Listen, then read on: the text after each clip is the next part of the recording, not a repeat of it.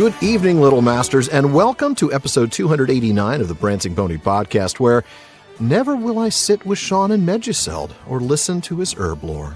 Well, yeah, but that's just because we can't afford to fly to New Zealand. Fair.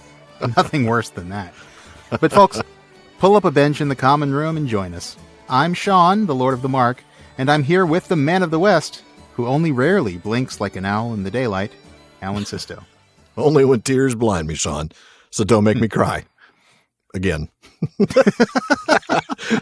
Folks, join us as we bid an emotional farewell to one of my favorite characters in the Legendarium in the second of our 3 episodes on the chapter The Battle of the Pelennor Fields, the 6th chapter in The Return of the King.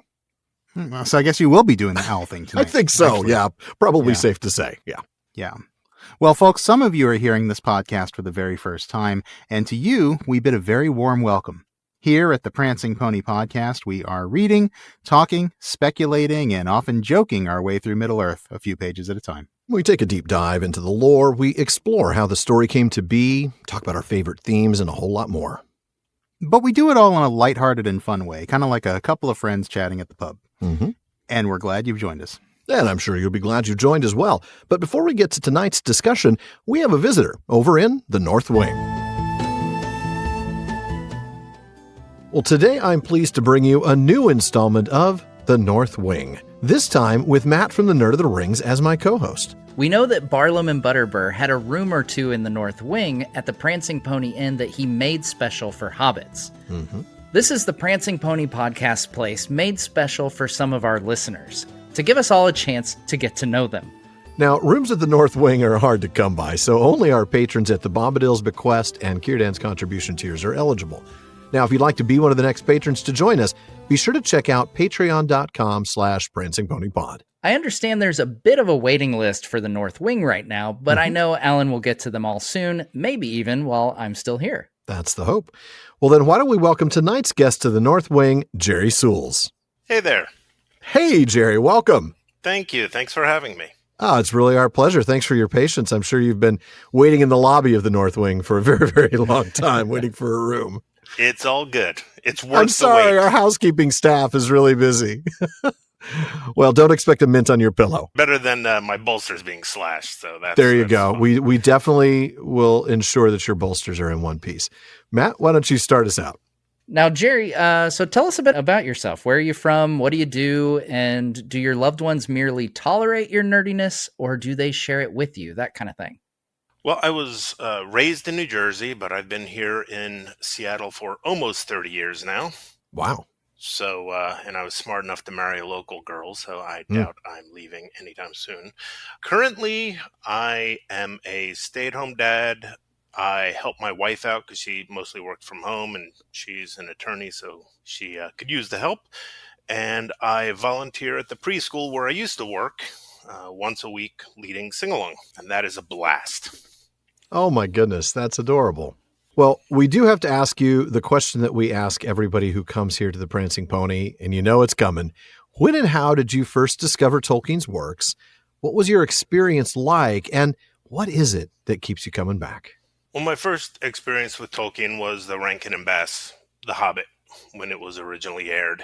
Yeah. My mom watched it with me. She had recently read the book, so she did what everyone does is, oh, in the book, this happened, and no, this is different. And but that was really my only experience for several years. Then I think I just gotten into playing D&D, and I saw that The Two Towers is on my mom's bedstand, so I picked it up. I'm like, I've heard of this. So I started reading it. And talk about spoilers. Yeah. I quickly realized that wasn't the right place to start. So who's this Boromir guy, and why is the book starting with him dead? Exactly. Yeah. And you know, I was talking about this with my smile just a few weeks ago. It's the comfort of it. Yeah. I called Tolkien my hobbit hole. It's a place where I like going back and, you know, experiencing all sorts of things, being able to cheer on the good guys and boo the bad guys and laugh and cry with the characters. And yeah.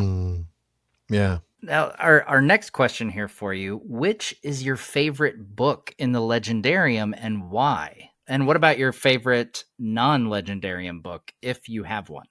My favorite book in the Legendarium, I would probably go back and forth between the Silmarillion and Book 6 of The Return of the King. You know, there's all the wrapping up of what the whole book's about in Book 6, but the Silmarillion is just so rich with material. It's fun to dive into that and find new stuff all the time. I always love when people say like the specific book and not just The Lord of the Rings. Yeah. Because that's kind of a cheat. Yeah, we actually try to pin them down, right? We call them out. No, you can't just say the Lord of the Rings. In fact, you can't even just say the Fellowship of the Ring. You have to say which book. I feel like I need to be pushing my glasses up with a finger when I say Book 6, like I'm a major nerd. But in terms of non-Legendarium, it would have to be Leaf by Niggle. Yeah. I was really caught off guard by that book the first time I read it. It wasn't anything what I expected. No. And my favorite part is the reason, and I don't really want to spoil it to those who haven't read it, but the reason why Parrish was there in the second half of the book was that he needed to appreciate the arts more to be a well-rounded individual. I thought that was beautiful. It was. And, you know, you're right about it being a very unexpected experience. You know, for a guy who says he cordially disliked allegory, he sure wrote an incredible allegory in Leaf by Niggle, no doubt about it. Well, I'm going to ask you a question that sort of, you may have already met this particular objective, and that's any Tolkien goals you'd like to share. I know that you were deeply involved in the creation of the Northwest Smile up there, but that's already done. So what do you have going forward? Is it that you're looking for a special book for your collection, maybe going to a moot, anything along those lines? Moots, definitely. Plural, moots. They're great. Especially a PPP moot. I was really hoping to make it to Wisconsin, but wasn't able to. Well, we certainly missed you. And hopefully having a regional moot here nearby would be wonderful. Yeah, I think so. But in fact, go ahead. This is not really in our notes here, but tell us a little bit about the history of the creation of the Smile that you're a part of, because a number of our listeners are part of that as well. Yes, well, it happened at the first PPP moot when I believe it was the Houston Smile had their panel. Yeah. And I just put out there in the chat, is there anyone in the Pacific Northwest who would be interested in joining a moot? And there was a chorus of yeses, and Lori from Washington and Leah were especially eager, and it just kind of happened that the three of us really helped to get the ball rolling, so we are the three founders. That's awesome. That is really, really cool. So cool. Well, we're going to get into a lightning round now. You've heard enough of these North Wing segments, Terry, that hopefully you know what these are supposed to sound like. Quick questions and quick answers. And I'm going to start with, who's your favorite elf from the First Age? I would have to say Théoden, because I love Gondolin. I dream of Gondolin. I want to live in Gondolin. I want to retire to Gondolin someday. That'd be a great place to retire. Nice and quiet. Yeah. Now, for right up until the neighbors invade. Yeah. Yeah, exactly. Now, speaking of places that you want to live, would you rather live in Rohan or Gondor? I think Rohan. It's a little more outdoorsy, a little less urban, even though I've lived in cities just about my whole life. Yeah, I like the idea of the grassy plains. Right on. Well, do you consider yourself a Merry or a Pippin? I would have to answer for my wife and say Pippin. Okay. She talks about how she has to take care of her 3 kids when I only have 2 of them. Oh, I see. That's great. Now, we know that one does not simply walk into Mordor, but if you could, would you rather have at your side Baragond or Halbarad? Oh, that is a tough one. I would have to say Baragond, just for the simple fact that he makes it through the end of the book. Halbarad's too dead for me to really vote for him. I think my odds are better with Baragon. It's a good answer, I think. I mean, Baragon would clearly, well, he'd kill for you if he's on your side. You might regret it later, but if you're a Pippin, then Baragon is a natural choice too. Yeah, that's true. Exactly. True. I like that. And who's your favorite Tolkien artist or favorite Tolkien work of art? Ted Naismith. Okay, yeah. No, It's the landscapes. Yeah, just blow me away. They really do. Well, thank you so much, Jerry. We've really enjoyed having you here in the North Wing, but it's time for all of us to head back to the common room to join the rest of the listeners. Thank you. It's been a lot of fun. And thank you again for joining us, Jerry. I hope we'll see you back at our next Questions After Nightfall. But for now, folks, we return you to the podcast in progress. Man, I always love the North Wing, and I clearly missed a good one there. So yeah. I'm actually really glad Matt had the chance to join you for this. Mm-hmm. Jerry, thanks again for joining the PPP in the North Wing. And folks, before we get to tonight's discussion, we've actually got another little something special for you. Here's a little bit more time with Dr. Brett Devereaux. Well, folks, last week we were joined by Dr. Brett Devereaux, military and ancient historian and author of A Collection of Unmitigated Pedantry. We are happy to have him join us once more. Brett, welcome back. Great to be back. Great to talk to you again, Brett. So I'm just going to go ahead and jump right into the questions. After Éowen and Merry teamed up to take down the Lord of the Nazgul last week, we're told about the arrival of enemy reinforcements. And the text says, "And from the southward fields came footmen of Harad with horsemen before them. And behind them rose the huge backs of the Mumakil with war towers upon them."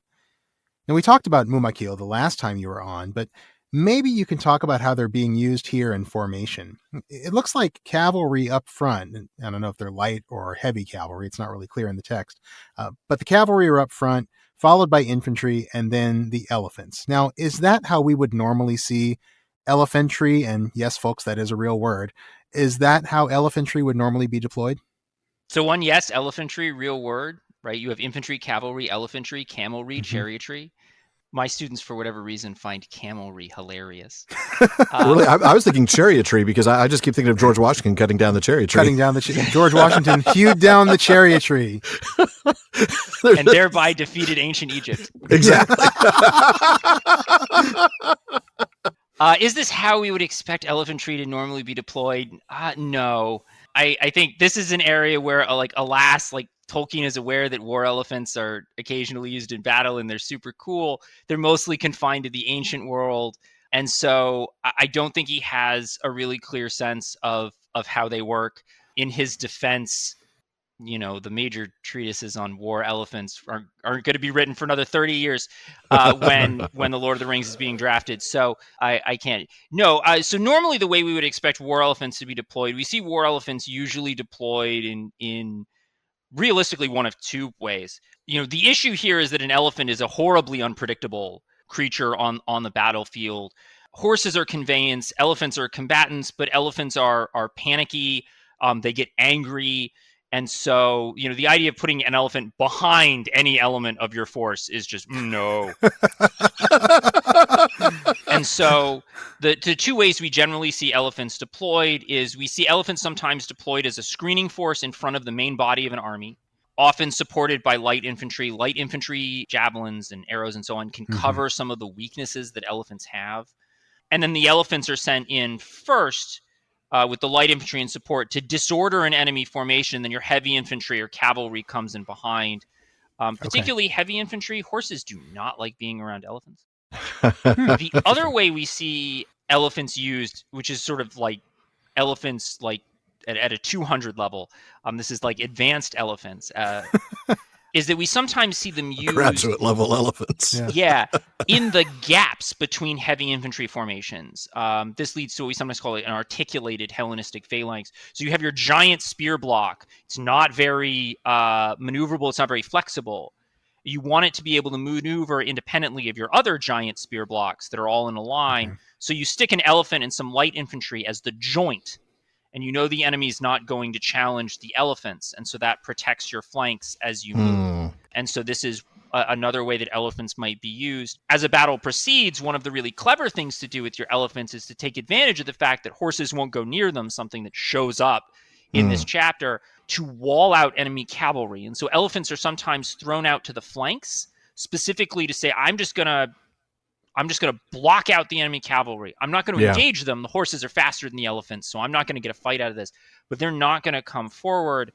This happens in the sort of great victory of Seleucus Nicator during the Wars of the Diadochoi. These are the wars of Alexander's successors. Demetrius's cavalry, which could have saved the battle, is walled out of the battle by Seleucus's elephants, and so does not come to the rescue of the phalanx that is beleaguered in the center.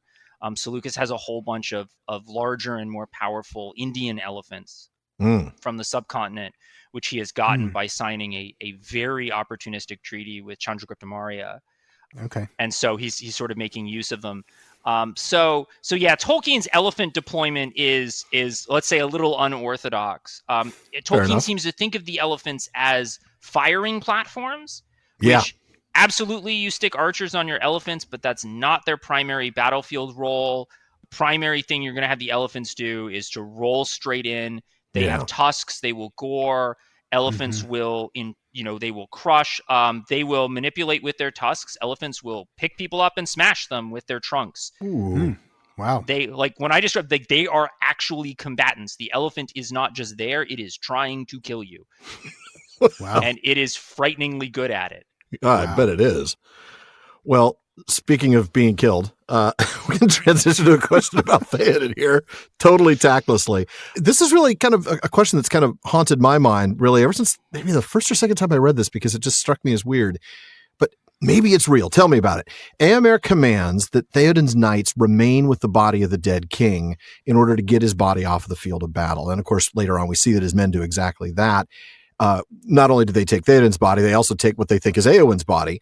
They leave the king's knights on the field because there were too many of them. There were 7 of them. So they laid out the bodies, surround them with spears. That part I get. That makes sense. Maybe it's to protect them from getting trampled. It's also to help find them again later on this crazy battlefield.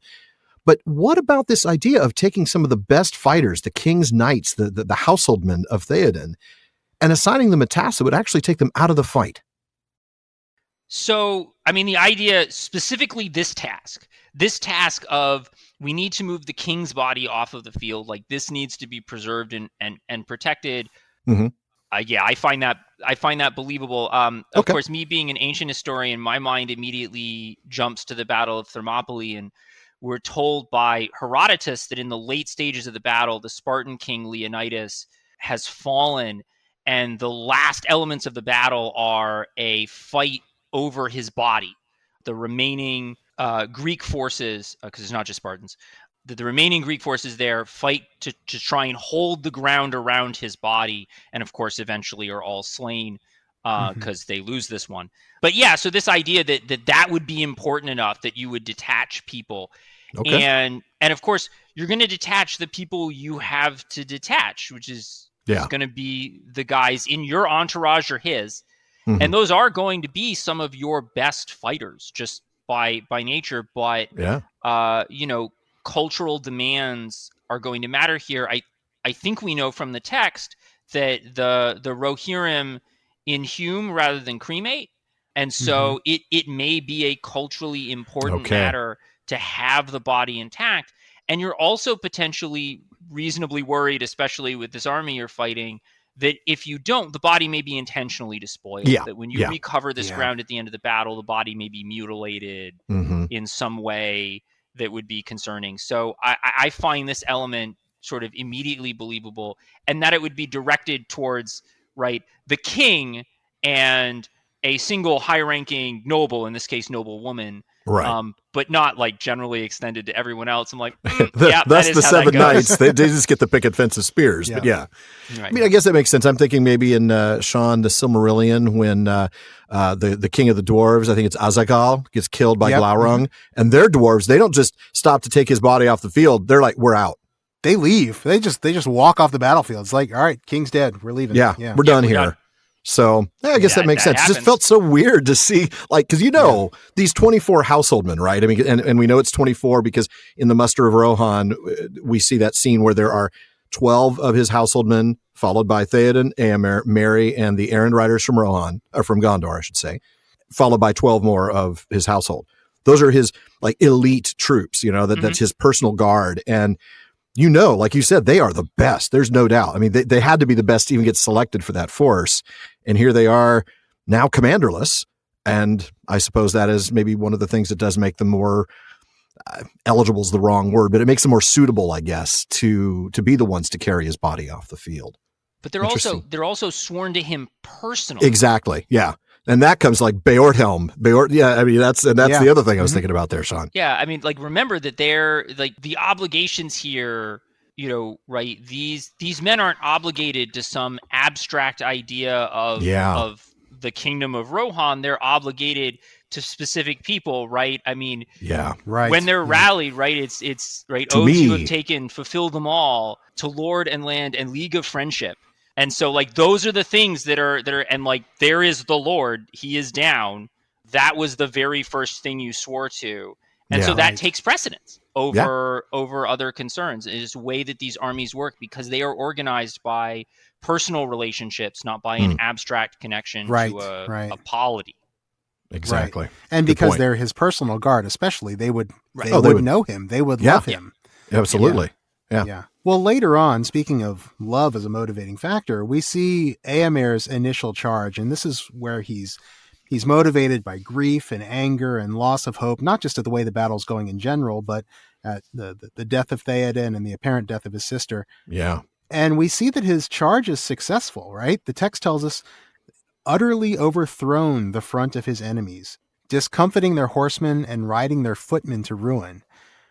But, of course, that success didn't last, thanks to the Mumakil, and then the men of Harad rallied around the giant elephants. Now, talk to us a little bit more about horses versus elephants. How could a force like the Rohirrim best deal with the Mumakil and the Haradrim? Other than just staying away.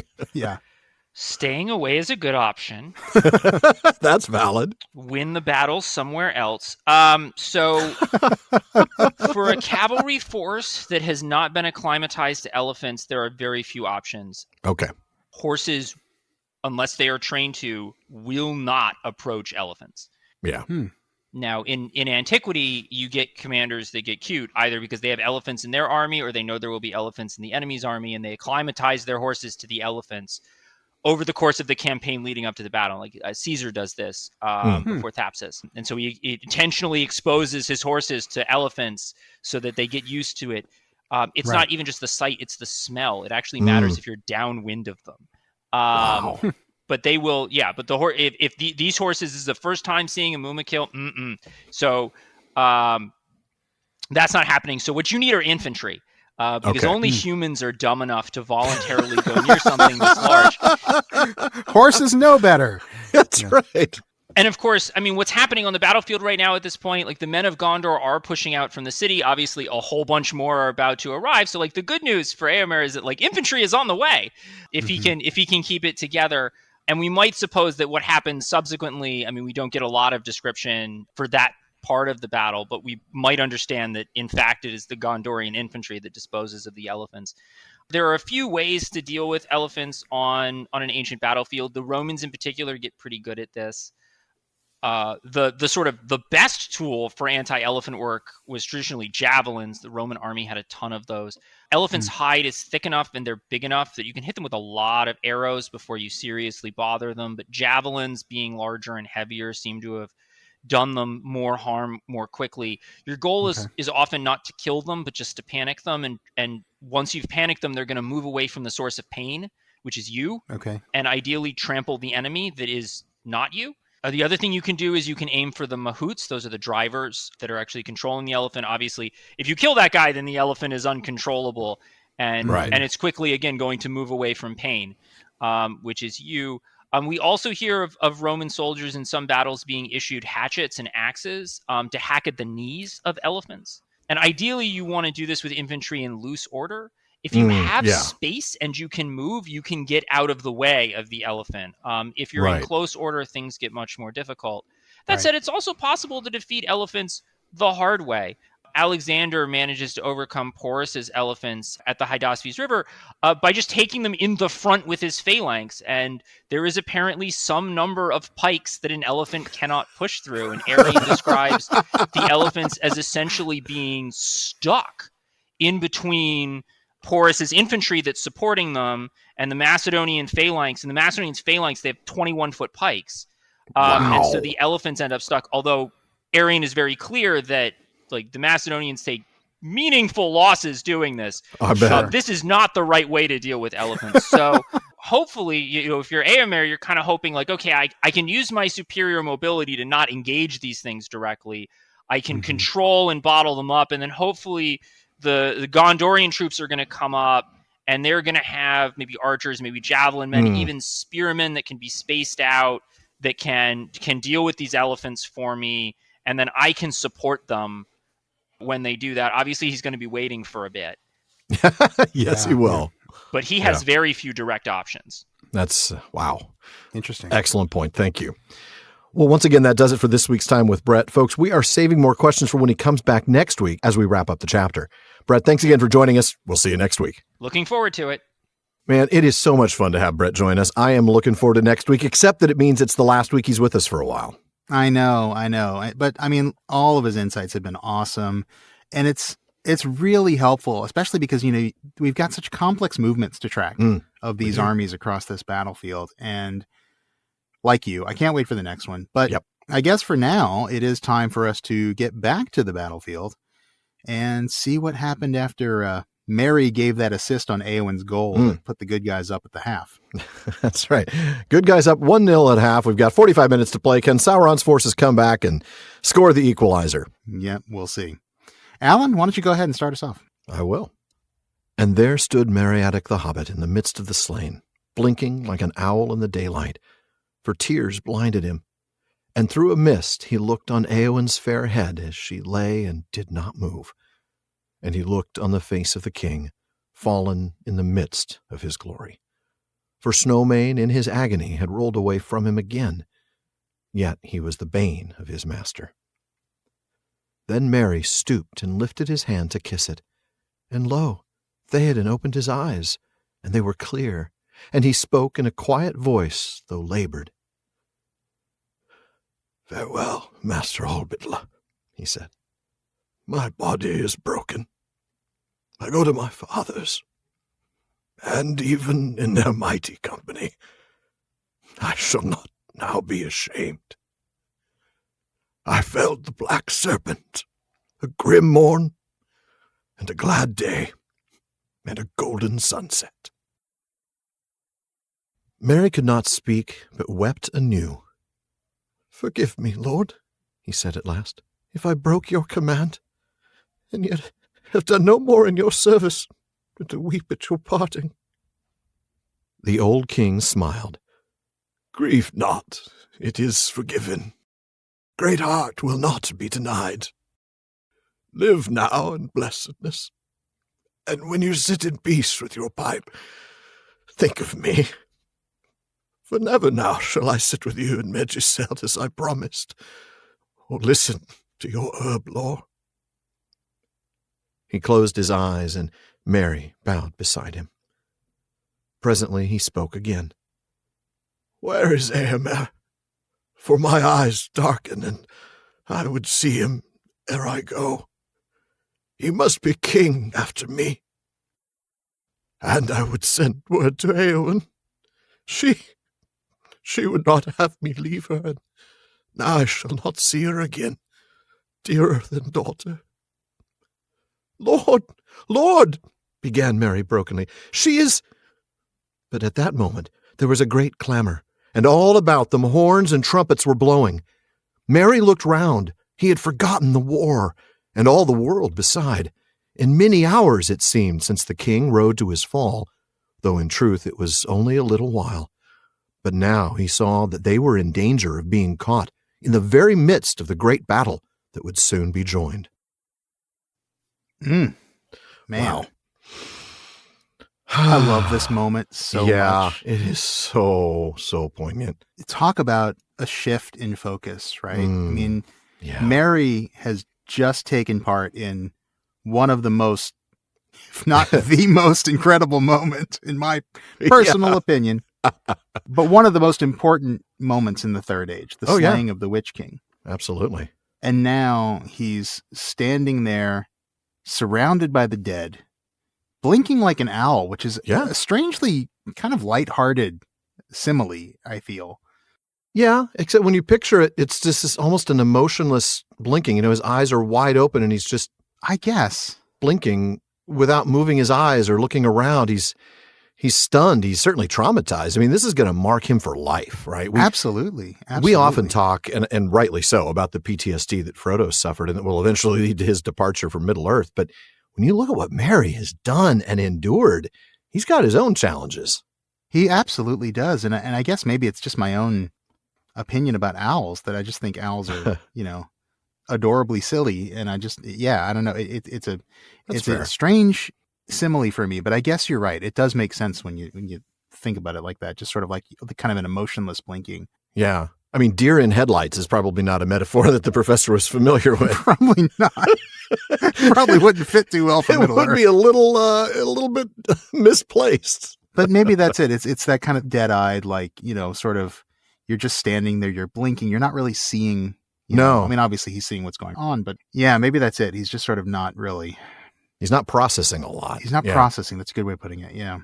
But then he looks at Éowyn, and she's still beautiful. She's still, literally still, but she remains beautiful. And then he looks at Théoden's face, and he can see him because Snowmane, who had landed on him, has now rolled away. Right. And now, even though he has rolled away, we are told explicitly here that he was the bane of Théoden, right? He's the cause of his current suffering, the cause of his coming death. Yeah. And then Merry goes to kiss Théoden's hand. It's kind of this one last act of love and tenderness to this man who was his lord, but he did see him as a father. I mean, we saw that last time, right? Absolutely. He did see him in kind of a paternal way. And he's not quite dead, is he? No. He's not quite dead. Yeah.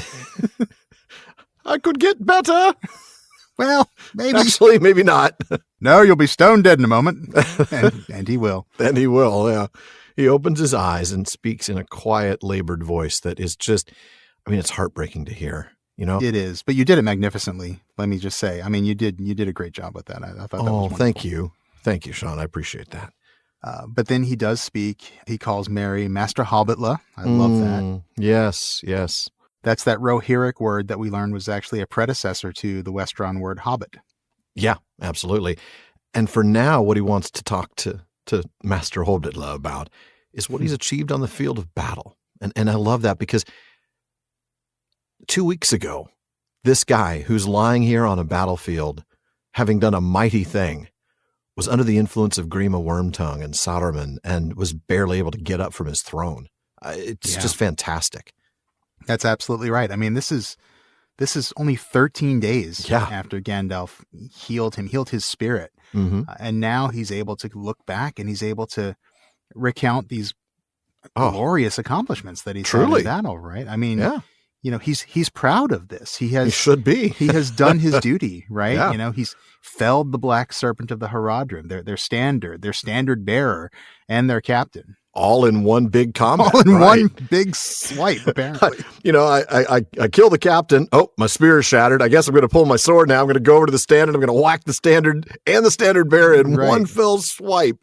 Yeah. Right. He is rightly proud. And this gives him a real comfort, doesn't it? I mean, we've known for a long time that he's pretty cognizant of the fact that he's going off to what could very well be his death. But now he's facing it, and he's facing it with confidence, with comfort, with knowledge that as he dies and joins his ancestors, and when he's talking about go now to my fathers, he's talking about the ones that are buried in the mounds that we passed on the way to Edoras. These are historical figures. He's going to be able to feel that sort of proper kind of pride. Yeah. Yeah.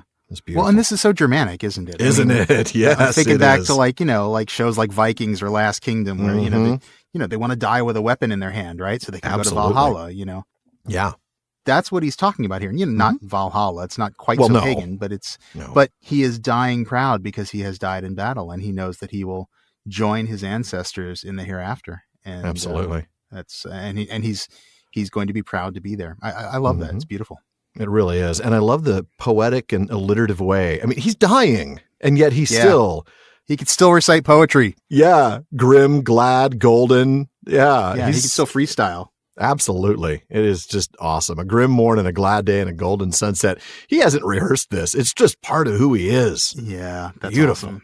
Yeah. That is absolutely awesome. And Mary, understandably, because this is such a powerful moment and this man was so special to him, he finds himself weeping and unable to speak. Yeah. But then he finally manages to get something out. He asks for forgiveness. Yeah. He asks for forgiveness for breaking Théoden's command, for coming along even though he wasn't supposed to. Yeah. Oh.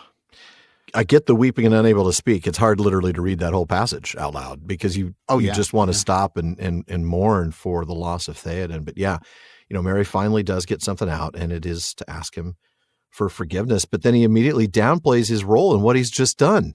The only thing I've done is to come and weep at your death. No, you helped slay the Witch King, man. Yeah. But it's pretty amazing. Théoden, though, isn't even worried about it. There's nothing to forgive in his mind, right? The fact that he's here against his wishes, it's not a big deal. Great heart will not be denied. Yeah. Yeah. Love that. I like that. It's not just, it's water under the bridge. He actually defends Mary's action. Yeah. Great heart will not be denied. Absolutely. And then he blesses him. Live now in blessedness. Oh. And he asks Mary to remember him next time he smokes his pipe. Beautiful. I love and that. This is so sweet and so sad. He regrets that he'll never get that moment, right? He'll never get that chance to enjoy a pipe and listen to Mary talk about his herb lore. Oh, did you actually just satisfy all our UK friends by saying herb lore instead of herb lore? It just came out naturally. I didn't even mean to do it. I don't even know what to say about that. You're done. I can't have you on here. No. Yeah, it just came out. I don't know why. No, it's all right. Yeah, that is such a... I did it for Théoden, man. For Théoden. Yes, for Théoden. For Théoden. I absolutely love that. And actually, I'm going to go back to the line where he talks about that. And this is in the road to Isengard. And Gandalf and Théoden and everybody have come up and run into Merry and Pippin. And Théoden says, I will come with you. And he says, farewell, my hobbits. May we meet again in my house. There you shall sit beside me and tell me all that your hearts desire, the deeds of your grandsires as far as you can reckon them. And we will speak also of Tobald the Old and his herb lore. Farewell. That's right. And Pippin loves him. He's like, so that's the King of Rohan. A fine old fellow, very polite. I love it. I love that. Tobald the Old. That's Tobald great. the Old. Old Toby. Tobald the Old. So cool. That also made me think of the special episode that we did, the Patreon special on farewells, this blessing. We talked about how often farewells included some sort of a blessing. And I love this here. Live now in blessedness. My life is going away, but I want your life to be fantastic, and to be blessed. It's a beautiful, beautiful thing that he says here. It is. Yeah. Oh, it's like his, last chance for me to bless you. Yeah. And I want you I want to bless you now for the rest of your life. Live in blessedness. Exactly. Quite lovely. So as he begins to fade, he asks for Éomer, right? I mean, at this point, he's sort of thinking about matters of state, right? We've got to make sure that the kingship continues now. Got to ensure the succession. Got to make sure that, that everyone, or at least somebody, I guess not everyone, but somebody hears what his wishes are for who's to succeed him. And then he also wants to send word to Éowyn.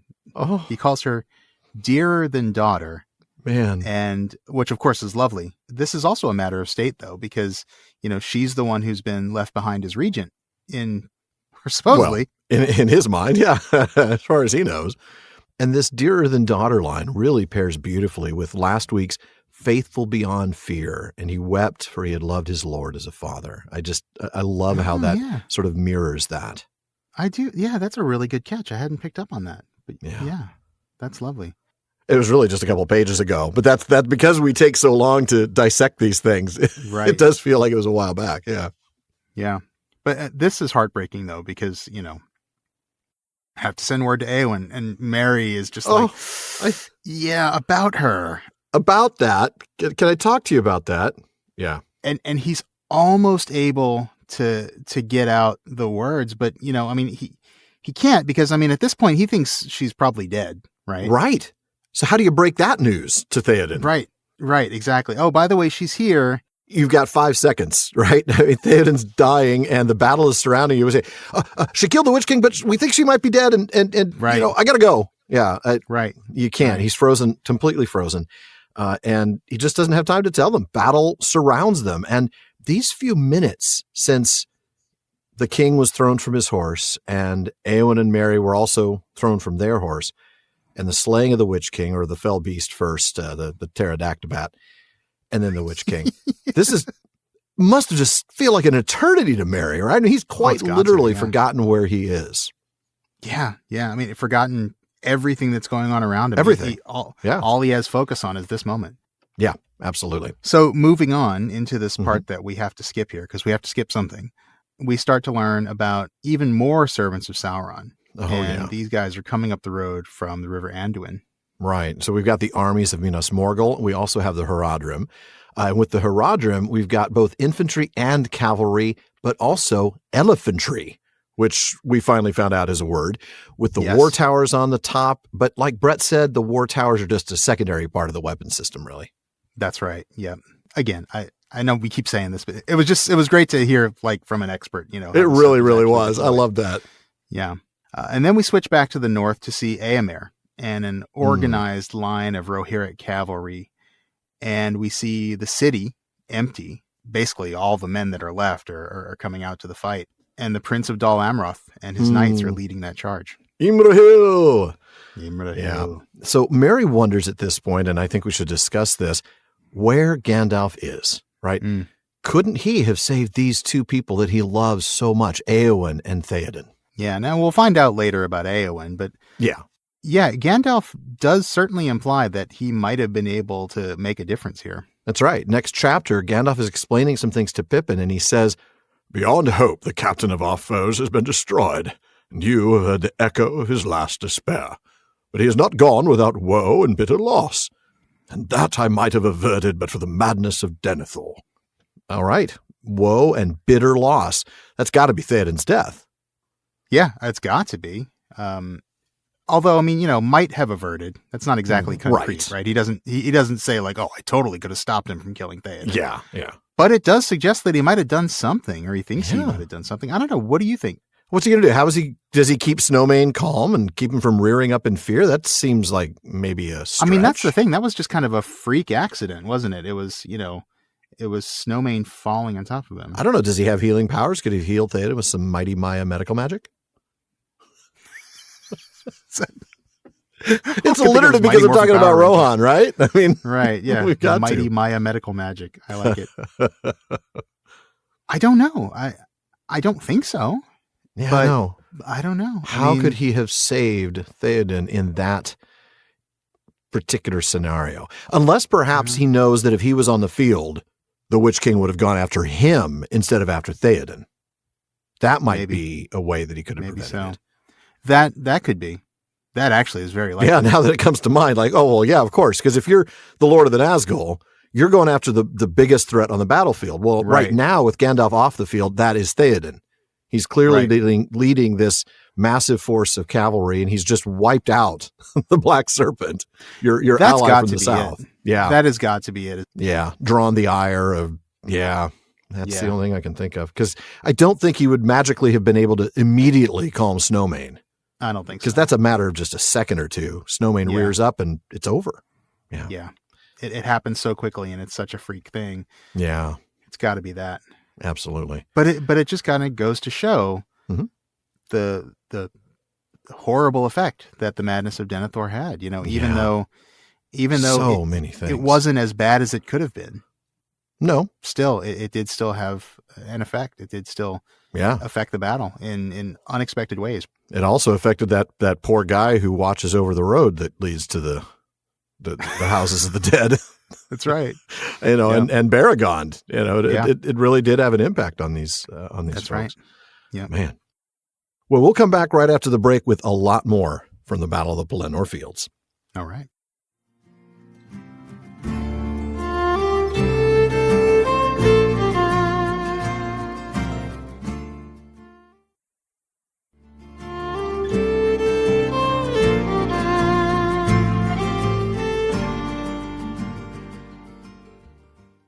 Now, before we get back to the text and that cool van with the silver swan of Dol Amroth airbrushed on the side, it's so cool. That's a great van. We want to make sure you know that even after you've listened to the episode, there's a lot more talk going on at the Prancing Pony Podcast. Yeah, the Prancing Pony Podcast has an amazing listener community. They're always coming up with great questions and discussions across all of our social media spaces. So check out our common room on Facebook, our dedicated subreddit, Twitter, and more. Now on Facebook, just look for the Prancing Pony Podcast. Follow the page to get the news, but be sure to join the group for some great discussions. Or if you prefer Reddit, you can find us there at r/prancingponypod. And on Twitter and Instagram, we're simply at Prancing Pony Pod. And the Prancing Pony Podcast is finally on TikTok, where we are at Prancing Pony Pod. Yay. And finally, folks, if you enjoy the Prancing Pony Podcast, please consider supporting the show by joining the Fellowship of the Podcast. When you do, you get a lot. You get an active Discord community that includes live episode recordings, postscripts, episodes without digital ads, and a lot more. A lot more like free merch and live Discord hangouts, but you can also become a part of our Questions After Nightfall episodes, or even join us as a guest in the North Wing. So please go to patreon.com/prancingponypod to show your support and join the Fellowship of the Podcast. And of course, you can also help us out by giving us a rating and review over on Apple Podcasts and a rating on Spotify. And please continue to recommend us to your friends. For now, though, let's get back to the text. Shawn. All right. But Éomer leaped from the saddle, and grief and dismay fell upon him as he came to the king's side and stood there in silence. Then one of the knights took the king's banner from the hand of Guthlaf, the banner-bearer, who lay dead, and he lifted it up. Slowly Théoden opened his eyes. Seeing the banner, he made a sign that it should be given to Éomer. "Hail, King of the Mark," he said. "Ride now to victory. Bid Éowyn farewell." And so he died, and knew not that Éowyn lay near him. And those who stood by wept, crying, "Théoden King! Théoden King!" But Éomer said to them, "Mourn not overmuch. Mighty was the fallen, meet was his ending. When his mound is raised, women then shall weep. War now calls us." Yet he himself wept as he spoke. "Let his knights remain here," he said, "and bear his body in honor from the field, lest the battle ride over it. Yea, and all these other of the king's men that lie here." And he looked at the slain, recalling their names. Then suddenly he beheld his sister Éowyn as she lay, and he knew her. He stood a moment as a man who is pierced in the midst of a cry by an arrow through the heart, and then his face went deathly white, and a cold fury rose in him, so that all speech failed him for a while. A fey mood took him. "Éowyn! Éowyn!" he cried at last. "Éowyn, how come you here? What madness or devilry is this? Death! Death! Death! Death take us all!" Then, without taking counsel or waiting for the approach of the men of the city, he spurred headlong back to the front of the great host, and blew a horn, and cried aloud for the onset. Over the field rang his clear voice, calling, "Death! Ride! Ride to ruin and the world's ending!"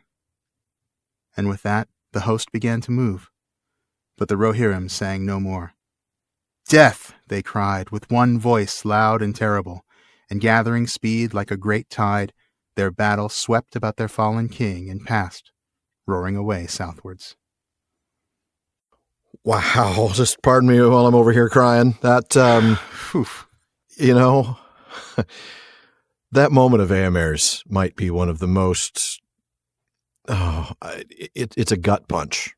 And I have to say the film's absolutely 100%. Nailed it. Carl Urban flat out nailed that. He really did. I mean, the fey mood, you absolutely see it. Oh, yeah, you do. Yeah, you do. But we'll go back. We got to go back to the beginning of that passage. In fact, we have to go back a little bit more than that because we left off with Merry wondering about what Gandalf might have been able to do. We had to skip a few lines here as well. And in those lines, we read that Éomer comes up on this scene while Merry is holding the hand of the dying king. That's right. And it's not just Éomer. It's actually the rest of Théoden's household men that those that had been able to get their horses under control. True. And they're all looking at this massive pterodactyl, but their horses will not get any closer. Can't blame them. I mean, no, I wouldn't. If I was a horse, no. Seriously. But now on to what we did read. Éomer jumps off his horse and comes to Théoden's side in silent grief. Oh, man. That's right. And then we see one of Théoden's knights comes and picks up the banner from poor Guthlaf. You know, this was the banner bearer. Yep. He picks up the banner and raises it. Now, remember, just a couple of episodes ago, back in the Ride of the Rohirrim, we learned that Guthlaf is Old English for battle leaving. So basically meaning, right. One who survives a battle, one who walks away from a battle, right? Mm. And that comes from Guth, which means war or battle, and Laf, which means leaving. Right. Although I have to say, I don't know that name worked out too well for him. No, let's see how that works, right? Yeah. Oh, man. Yeah, we're going to have to, I don't know, call him by his middle name at his funeral. Yeah, that's terrible. That is terrible. I'm sorry. Too soon? He'll be buried as Guthstay because he's Guthstay. That's really bad. Guthstay. Man. Oh, Shawn. I know. Too soon. Sorry. Too soon, yeah. So at the same moment that the banner is raised, Théoden's eyes open and he indicates, right, that the banner needs to be given to Éomer. And he speaks now for the last time, handing the kingship of his people to Éomer. That's right. And just like we just now talked about, he's got to make sure that the succession plan is revealed to the people, right? Absolutely. Let them know that this is who I want to succeed. The king is dead. Long live the king. Long live the king. Exactly. Absolutely. Yeah. So he does this, and then he encourages Éomer to ride to victory, and also say goodbye to Éowyn someday when you go back home. And you find her protecting her people, and that breaks my heart so much right there. That line, and so he died and knew not that Éowyn lay near him is just. Oh, and again, at the time we think she's dead too, right? Because the last we saw, she was lying still on the battlefield through Mary's eyes. Mary certainly thinks she's dead. Yeah. Right. Yeah, absolutely. Just so sorrowful though. Yeah. Yeah, absolutely. And we feel this moment, right? That the people feel this sorrow. The men weep and cry out for Théoden. Yeah, these are his knights. Yeah.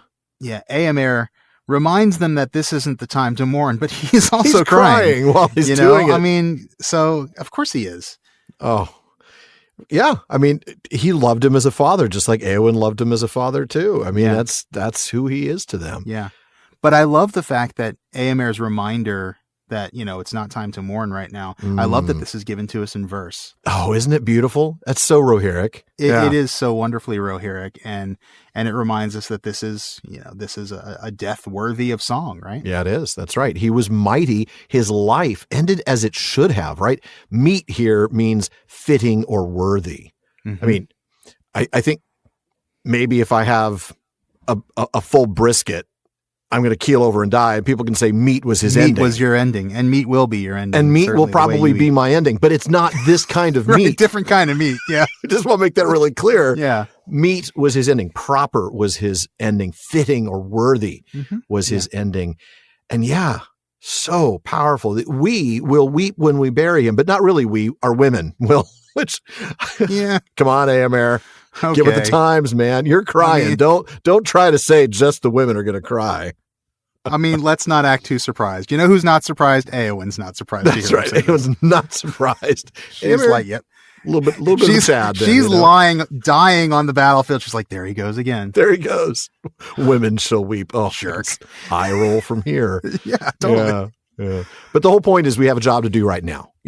Whether we cry later or just our women, we can't cry for now because that's going to make it really hard to charge while we're on horseback, wiping our tears away. We've got war on our hands and we've got to do this job. It's not going to intimidate the Haradrim on their giant elephants. A bunch of crying dudes on horses. Crying guys. Oh no, it's the crying cavalry. Look out. Look, I'm not knocking sensitivity, okay? No. There is a perfectly acceptable time for that. But the battlefield may not be the place. Yeah. When you're going up against, the elephantry from the south. Probably. Crying? There's no crying in warfare. There's no crying in warfare. Yeah. Good stuff, man. All right, so then he gives that order that we asked Brett about. This order that Théoden's knights should stay here so that they can carry his body off the battlefield. And I mean, this is a brutal thing to think about, but I mean, this is very practical. They want to avoid his body being trampled. Absolutely. A quick note on this, by the way, in The Road to Middle-earth, Tom Shippey suggests there's a real-life parallel here. He argues that the Battle of the Pelennor Fields, quote, closely follows the account in Jordanes' Gothic history of the Battle of the Catalonian Plains. Yeah, and specifically in this way. So Shippey says, in which the Gothic king Théodorid, and that is Théodorid with a D at the end. When I first saw this, I thought it was a typo for Theodoric. It's not a typo. But it's the same guy. It's the same dude. He's just called by two different names. Like in this particular account, this Gothic history of Jordanes, he's apparently called Théodorid. Okay. Not Theodoric as he's generally known to history. Anyway. We should just call him Theo and then it won't matter. Right. Yeah. But then we might get him confused with that young kid in Rings of Power. We might. Or we might confuse him with, the Theo who's just died on the battlefield here. That Theo, yeah. The other Theo. But anyway, back to Shippey. He says, in which the Gothic king Théodorid, or Theodoric, was trampled by his own victorious cavalry, with much the same mixture of grief and glory as Tolkien's Théoden. That is interesting. I do love how Shippey dives really deep to find those sorts of connections. He has such a broad base of knowledge that it's just, of course he could pull those things out, but he does, and he just rapid fires them at you. He does. Road to Middle-earth. I mean, you're just reading that, and like a paragraph will have like 5 different references to ancient texts that you've never seen before. Yeah, it's an amazing read and a bit of a whiplash read sometimes. Yeah, it really is. But then that moment, that's when Éomer sees something out of his absolute worst nightmares. He spots Éowyn and recognizes her. Yeah. And he has what we might expect. I mean, he has this kind of immediate state of shock. He stands frozen, and I love this description as I'm reading it. He stood frozen like someone shot through the heart, basically, pierced in the midst of a cry by an arrow through the heart. Oh, you ruined it. You see what you did? Of course I see what I did. Of course you ruined it. And you're to blame. But yeah, no, he's just like, he stands frozen like someone shot through the heart, and then his face just goes white. Pale. Yeah. All the color leaves his face, followed by, it's not rage, is it? It's this cold, detached anger, directionless anger. It's impersonal, but at the same time, it is all consuming. It is an utter, complete anger. That is, his entire being is now defined by this rage. Again, not rage, cold anger. Yeah. Yeah. Cold anger is I mean, cold fury is Tolkien's phrase. And I like that because I like your focus on the fact that it's detached. It's kind of, it's not directed at anything. He's just furious. A ball of absolute anger. Of rage. Yeah. Yeah. I mean, and this makes sense, right? I mean, he's in shock. He's in total shock. Yeah. Well, he had no idea that she was there, No. right? He had no idea that this was even a possibility. He's had to come to grips with so many things all at once. She's here? Right. What happened? She's dead? And I'm the king, by the way, because the king is dead. Right. I mean, there's a whole lot of stuff has just come down on Éomer in seconds. Right. And in all his years, he knew that there was a possibility that he might fall in battle someday. He knew that there was a possibility that Théoden might fall, that Théodred might fall in battle someday. Right. He's lost family members before. Yes, he has. His father, his cousin, right. his uncle/father. Yeah. Right. But he never in a million years thought that he would find his sister dead or dying on a battlefield. Yeah. Well, that is a very good point. Of course, he's shocked by this because he had no idea that she was coming, and he's only found out too late, basically. Yeah. Yeah. And so, of course, then we see this Fey mood takes him. The Fey and remember mood. what Fey means. Yeah. Basically means, it basically means one that's sort of fated to die soon or at the point of death. But it always means a sort of, I don't know, just how would you classify it? It's kind of like a madness of impending doom. The last time we saw it was Frodo when he'd gotten out of Shelob's lair, and a Fey mood took him, and he ran heedless of everything. That's right. It's the same sort of thing. So it's kind of an abandon, almost like a lack of self-preservation. It's just the sort of this doomed madness, and that's what takes him here. It's really powerful stuff. And he can finally speak again, right? I mean, we did just read that he's just unable to even speak a word. Now he can, and it is gut-wrenching, right? His words reveal this deep, deep pain. And keep in mind, like we've been talking about, he's just watched a man who he sees as his father die in front of him. He was 11 years old when his biological parents, Éomer and Théoden, died. Mm-hmm. And then he and his sister were taken in by Théoden and adopted as his own. That's right. And Éowyn, his sister, whom he loves dearly, was only 7 at that point. And now, again, impossibly, he's seen her die too. Yeah. It's no wonder that he has this reaction and that he has this kind of this cold fury, as as Tolkien puts it in. Kind of like delved into it a little bit. So we see him just kind of lose it at this point, and he just starts shouting, "Death take us all." Yeah. And this is kind of mirroring Éowyn before him, the way that she went to go seek death in battle because there was nothing else for her. That's kind of what Éomer is doing here. Yeah. Except that, of course, he's actually leading all of his men to that same death, right? I mean, he rides back to the front. Right. Yeah. And he's also king of the people now. Right. Who need him alive. It is interesting because they take his line here about death and they give it to Théoden in the films. Théoden's basically the one who's leading them in this death charge. That's right. So he blows his horn. He calls the Rohirrim to ride with him, and it's death to ruin and the end of the world. And he's not waiting for support from Imrahil or the other troops that are coming out of the city. No, he's not. But the Rohirrim do follow. They're not singing anymore now. They're crying out death too, and they are speeding towards the foe. And I gotta say, unlike crying, that's got to do something to the enemy's morale. Yeah, seeing a bunch of guys screaming death as they're riding towards you is bad news indeed. That's going to intimidate them a little bit. But we talk about morale and the impact this must have on the Haradrim's morale. I mean, what about the Rohirrim's morale? What are they thinking at this point? Are they really just riding to their death at this point? Yeah, I mean, certainly Éomer is.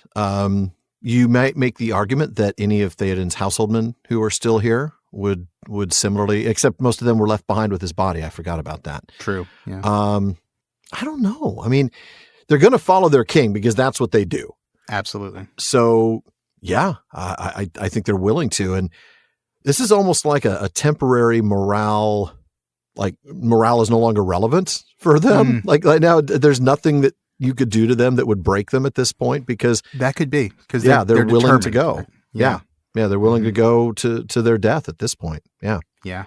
Man, it's powerful stuff, though. It is. All right. Well, let's go ahead and continue with the reading, and you're up next. All right. And still Meriadoc the Hobbit stood there blinking through his tears, and no one spoke to him. Indeed, none seemed to heed him. He brushed away the tears and stooped to pick up the green shield that Éowyn had given him, and he slung it at his back. Then he looked for his sword that he had let fall, for even as he struck his blow, his arm was numbed, and now he could only use his left hand. And behold, there lay his weapon, but the blade was smoking like a dry branch that has been thrust in a fire. And as he watched it, it writhed and withered and was consumed. So passed the sword of the Barrow Downs, work of Westernesse. But glad would he have been to know its fate, who wrought it slowly long ago in the North Kingdom when the Dunedain were young, and chief among their foes was the dread realm of Angmar and its sorcerer king. No other blade, not though mightier hands had wielded it, would have dealt that foe a wound so bitter, cleaving the undead flesh, breaking the spell that knit his unseen sinews to his will. Men now raised the king, and, laying cloaks upon spear truncheons, they made shift to bear him away towards the city, and others lifted Éowyn gently up and bore her after him. But the men of the king's household they could not yet bring from the field, for 7 of the king's knights had fallen there, and Daorwina, their chief, was among them. So they laid them apart from their foes and the fell beast, and set spears about them. And afterwards, when all was over, men returned and made a fire there, and burned the carcass of the beast. But for Snowmane they dug a grave, and set up a stone upon which was carved in the tongues of Gondor and the Mark, faithful servant, yet master's bane, Lightfoot's foal, swift Snowmane. Green and long grew the grass on Snowmain's howe, but ever black and bare was the ground where the beast was burned. Wow. Yeah. Wow, indeed. So, Merry seems to be exactly where we left him before Éomer's arrival. Mm-hmm.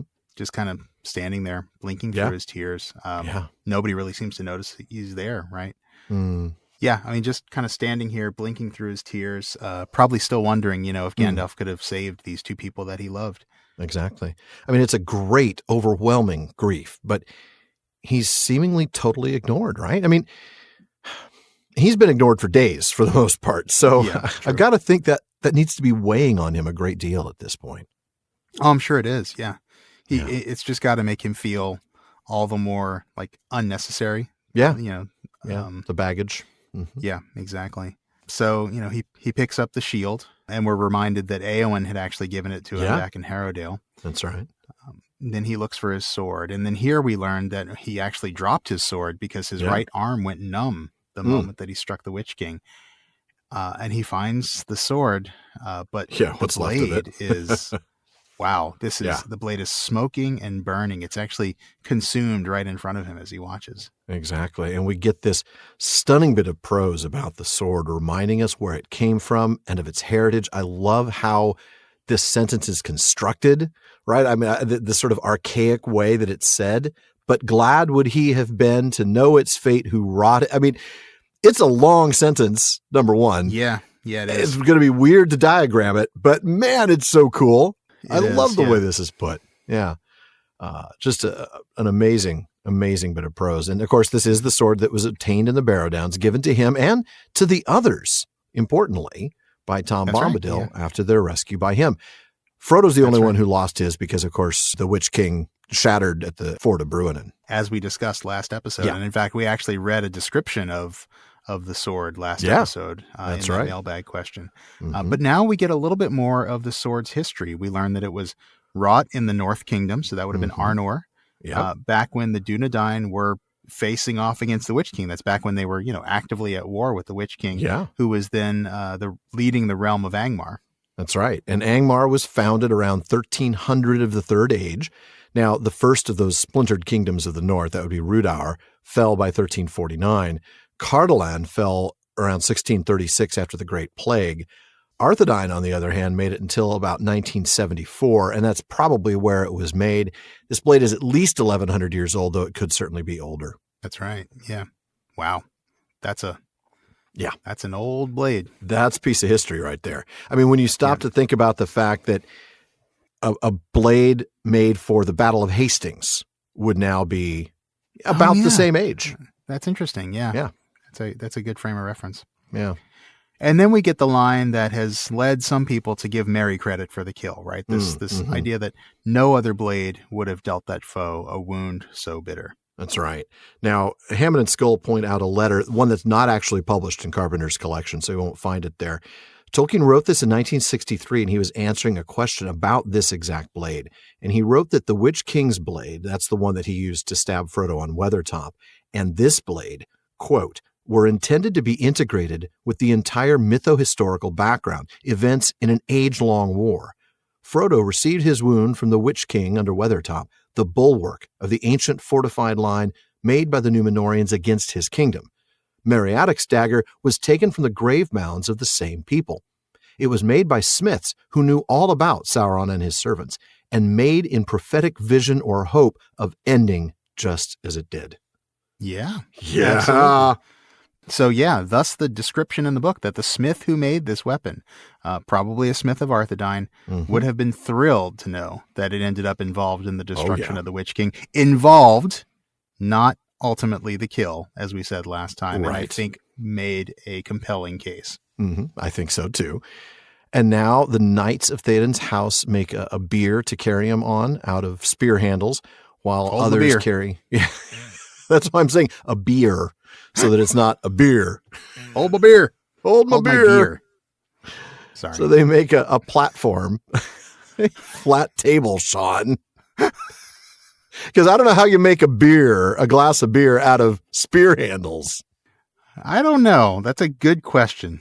do hops have like thick branches for spears? I don't think so. No, they don't. But it is quite possible that some wild yeast would collect on a spear handle that's been handled for hundreds of years or so. Possible. Not that a spear handle is going to last that long. No, not in Rohan. They're not. Not in Rohan, certainly. But okay, let's just say a few decades maybe. There the you go. spear is in use, and maybe it collects some yeast, and you could actually use that to ferment your beer. But yeah, it's okay. But that's Just a bit ifs, outside. Ball. That's 4. a lot of ifs.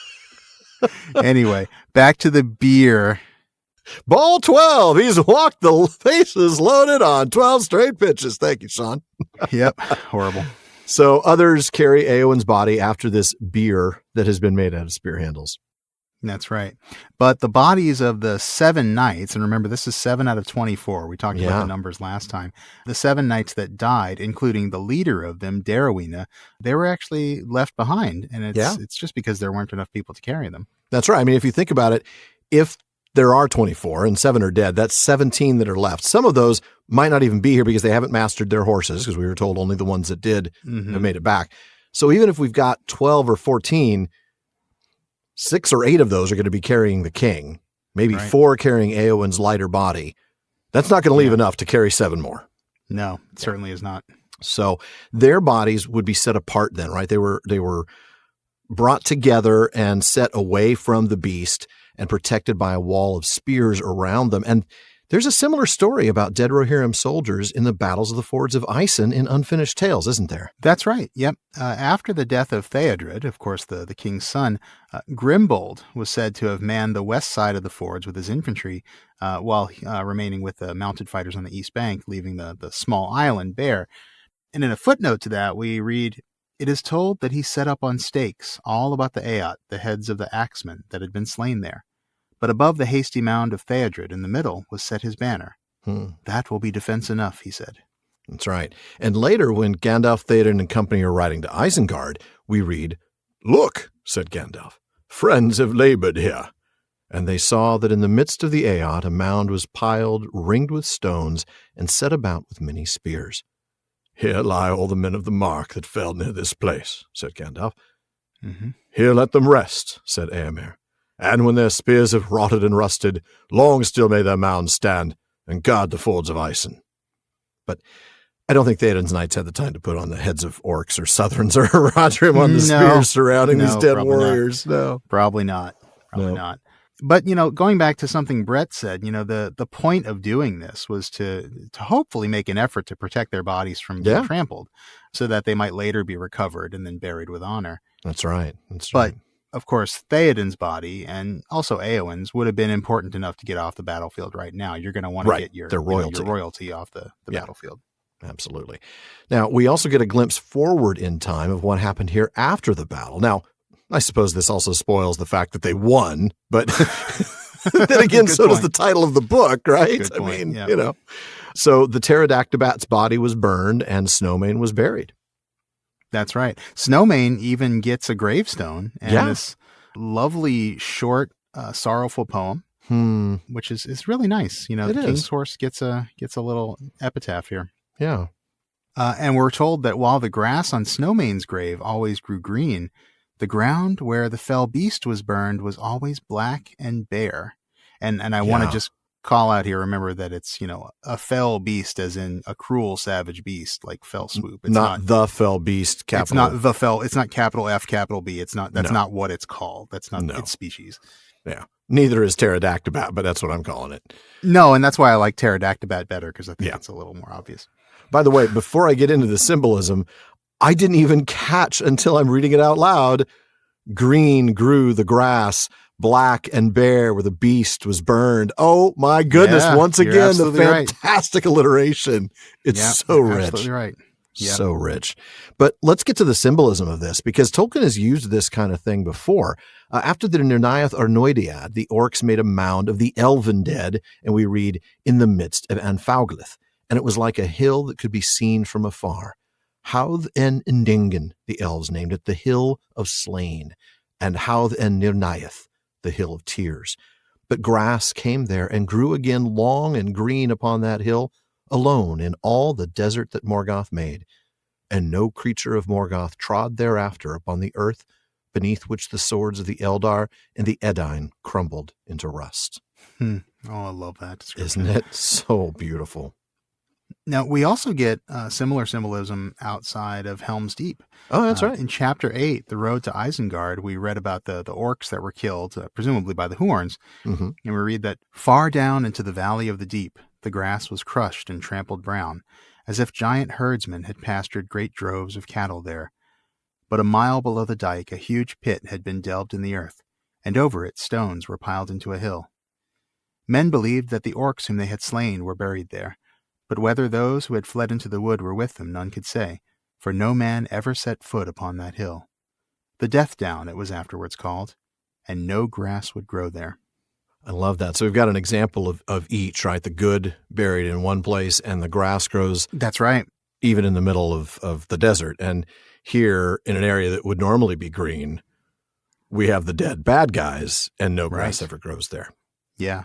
So. And not only are we told explicitly that the other side will never walk there, so that you get this kind of idea that this is either a holy place in the case of the fallen elves, or an accursed place in the case of the fallen orcs. But yeah, I really love the symbolism of the grass growing or not growing. I mean, I think what Tolkien's saying here is that these events, this many dead, has an effect on the land itself, doesn't it? Yeah. A long-lasting nature to the good people who are buried in Halvindingen versus the evil orcs that are buried near Helm's Deep. Yeah. Yeah. Great stuff. Kind of love that. I do too. One final note before we move on to the next reading. I don't think we've seen the word how before on the podcast. This is one where I can't say for certain because a word search for how also hits on every occurrence of the word however. So I also one of our favorite artists. So that's also, that's true too. That also makes it hard. But as you probably guessed, it's a burial mound. And the word is derived from Old Norse hauger, meaning hill, knoll, hollow, or mound. Oh, nice. So, Thanks for looking that in. Yeah, no problem. Shawn, you've got the next reading, and oh man, I can't wait for this one. All right.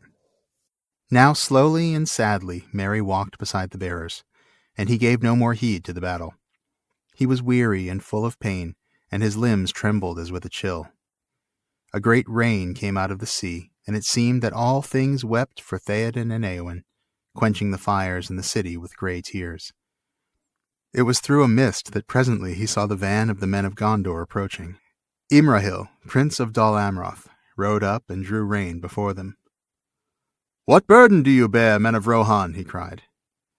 "Théoden king," they answered.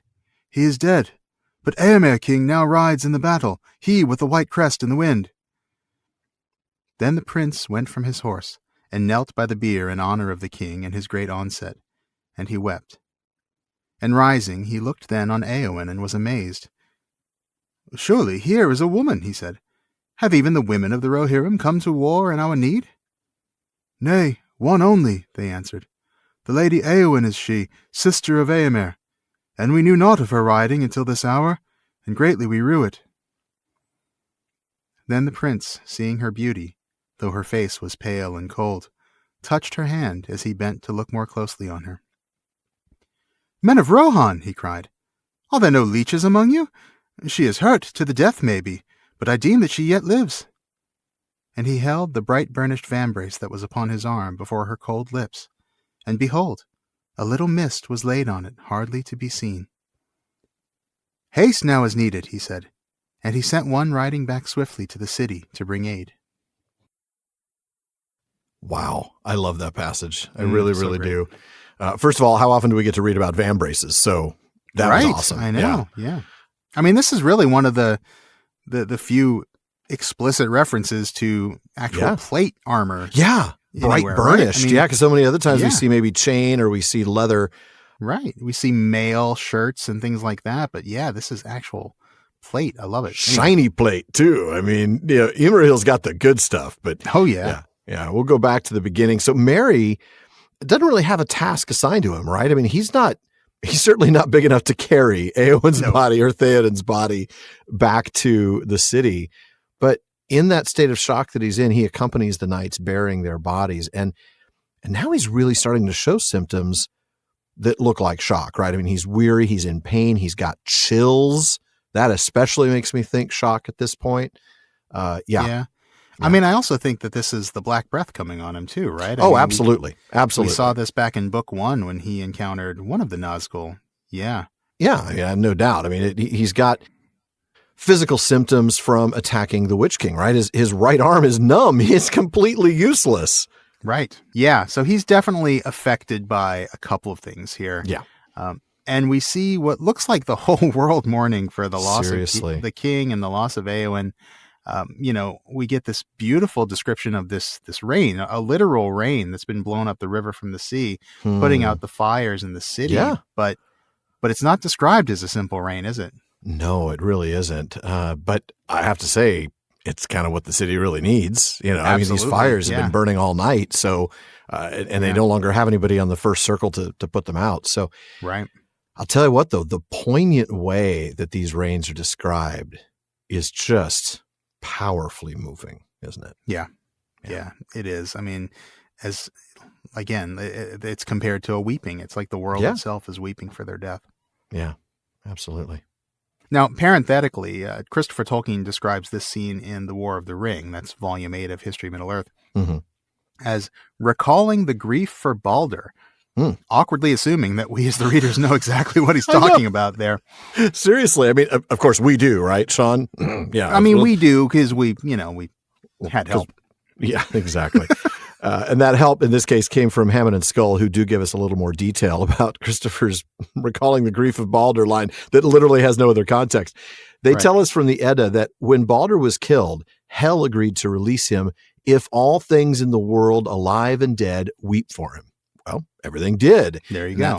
That's when we read that the people and animals and the earth and the stones and trees and every metal, just as you will have seen, that these things weep when they come out of frost and into heat. I mean, that was a deep cut for me. I know the basic story of Balder. I remember, him killed by Loki and everything, the mistletoe and all that. Certainly didn't remember this, though. I didn't remember this. No. That was, that's Christopher Tolkien. I was going to say.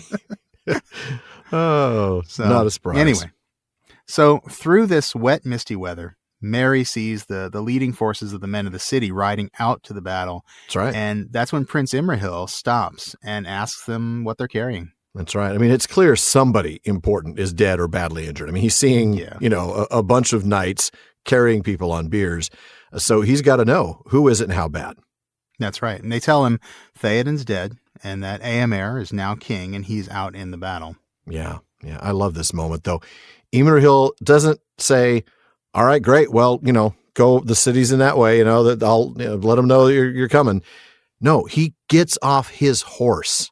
Mm-hmm. He gets off his horse. He kneels by the bier and he begins to weep. He's crying in his beer. Oh, Shawn. He's crying by his beer. He's crying by his beer. He's probably Which you've probably done some too, crying by your beer. I absolutely have. No, sorry, I don't mean to ruin this wonderful moment because, I mean, this is a lovely moment. It is. Keep in mind, Prince Imrahil has never met Théoden before. He doesn't know this guy. Absolutely. But he would have seen the arrival of the Rohirrim, the charge of Théoden just hours before, and would have been powerfully moved by his arrival, by his charge, or by the courage that he showed in all of this. That's exactly right. And that's exactly what the text tells us. It tells us that, he did this in honor of the king and his great onset, his great coming. His great onset. I love that. But then he's shocked to see a woman being carried into the city. And he asks what I think is a reasonable follow-up question, having seen one. Have your women come to help us too? Right. It's like, nope, just her. Just this one. She's the sister of the new king. We didn't know she was here. Our bad, I guess. Elfhelm standing on the side looking away. Don't look at me, man. I didn't know anything. Yeah, like whose Aered was she riding in? Seriously, Elfhelm's in deep trouble right now if he's around. I'm just going to go out to the battle right now. Yeah. Right. But yeah, I mean, then I love this moment. Imrahil goes to lean in and look more closely at Éomer, and as he does so, he touches her hand. Yeah. And he immediately asks, like, dudes, like, do you guys, you Rohirrim, do you have any healers with you? Leeches? Medic. Right. Exactly. Exactly. He thinks she's still alive, right? I mean, gravely wounded, maybe. Maybe she's going to die, but she's still alive right now. And he uses his armor to check for her breath. Right. And this is really cool because remember how last week we pointed out not one, but actually two Shakespeare allusions. That's right. In the fight between Éowyn and the Witch King. The first was, of course, the well-known one, the prophecy about the Witch King and its parallel with the none of woman born shall harm Macbeth. Right. But the second one, which was a new one to us, was this this idea of come not between the dragon and his wrath, which is a line from King Lear that's actually echoed by the Witch King. That's right. But we have another King Lear reference here for you, and it's connected to this checking for Éowyn's breath. When Lear, checking hopefully for signs of life in his daughter Cordelia, says, "Lend me a looking glass. If that her breath will mist or stain the stone, why then she lives." Now, thankfully, this is where that parallel ends because Cordelia died. So that's right. Yeah. But yeah, this idea of like getting something shiny to see if her breath actually mists up on it. Mm-hmm. Wow. And this has to be intentional, right? I mean, oh yeah, Tolkien is referencing Shakespeare so much throughout Éowyn's arc here. It's got to be intentional. Yeah. So back to the text, Imrahil knows, she's still alive, but it's not going to be for long. He knows time is of the essence. He sends a man into the city to get some help.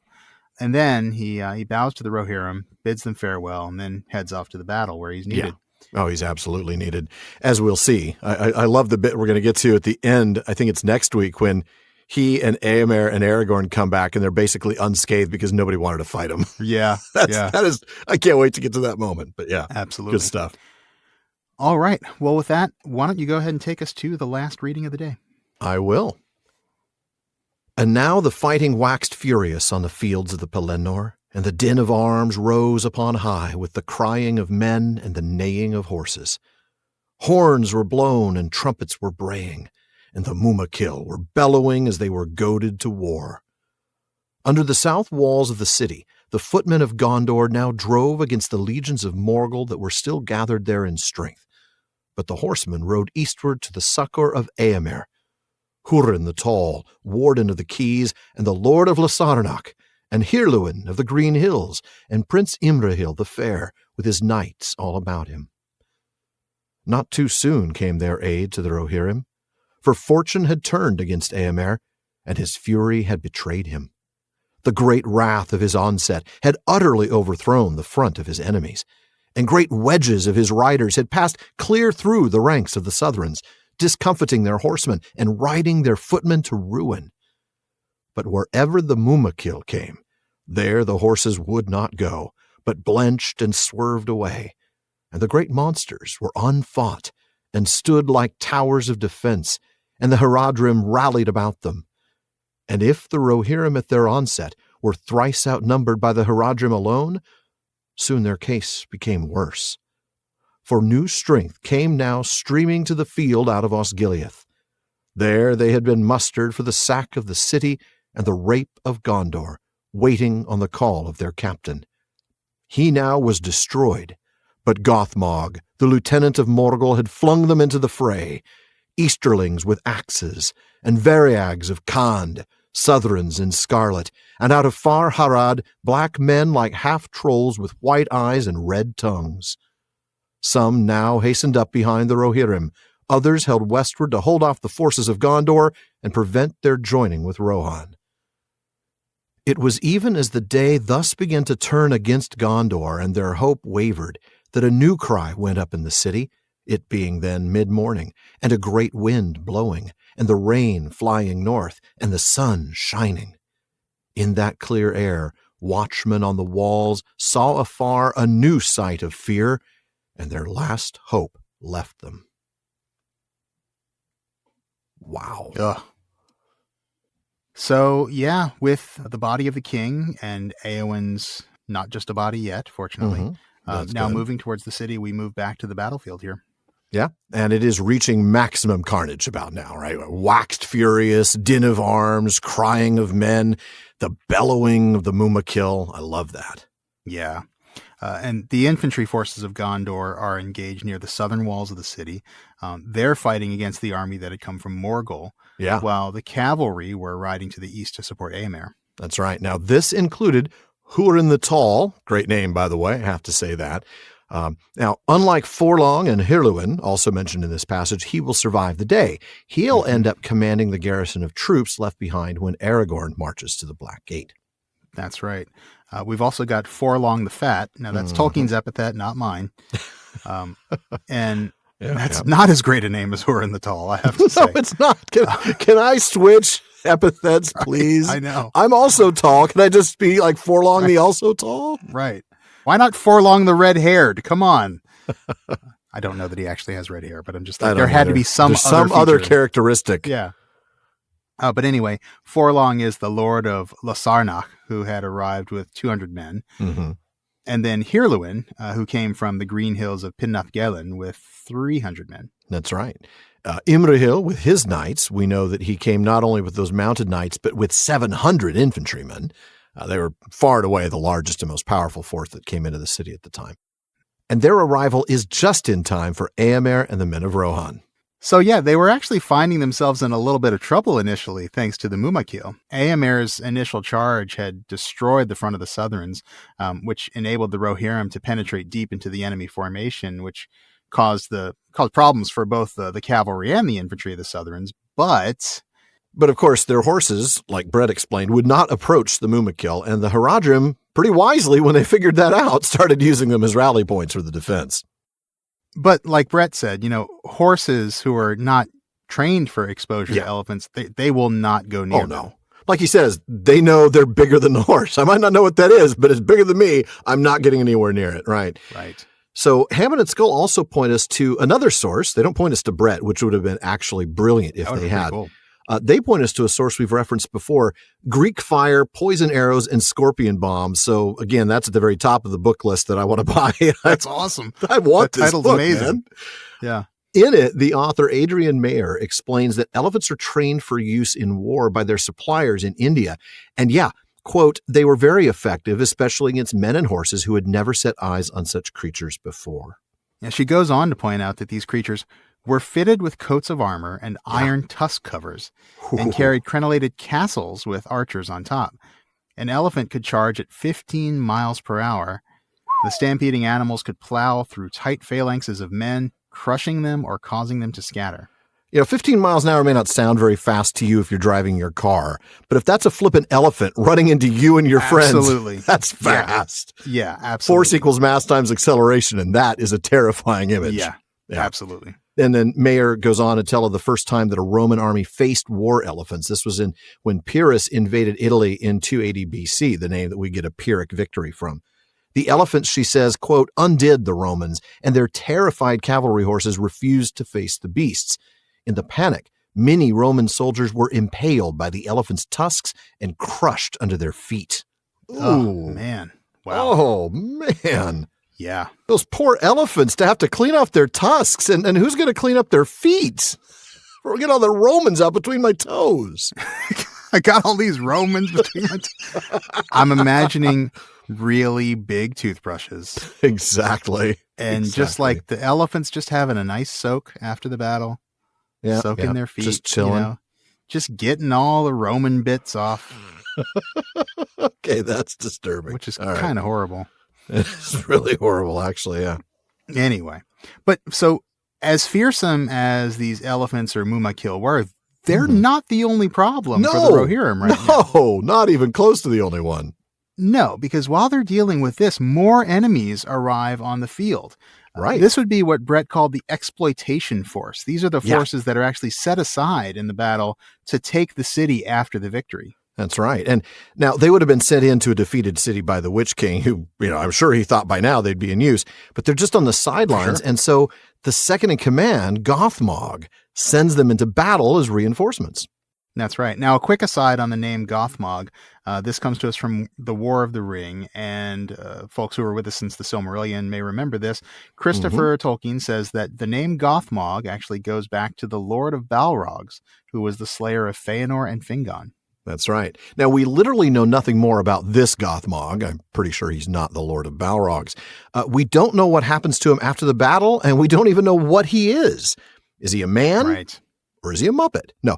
Is he a man? Is he a black Numenorian like the mouth of Sauron? Is he a powerful Uruk? Maybe he's one of the bulldog. I don't know if you remember us talking about the bulldog. They are the fallen Maia that could take orc form. We read about that in Myths Transformed in Morgoth's Ring. Right. Yeah. Maybe he's one of the remaining Nazgul, though that seems really unlikely. Sean, what do you think? I definitely don't think he's one of the remaining Nazgul. No, I think Tolkien would have told us somewhere if he was. Also not the Lord of the Balrogs. Definitely not the Lord of the Balrogs. That would be a bit more notable.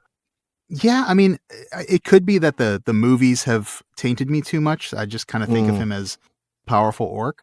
I have nothing to base that on, though. I know. I kind of lean that, too.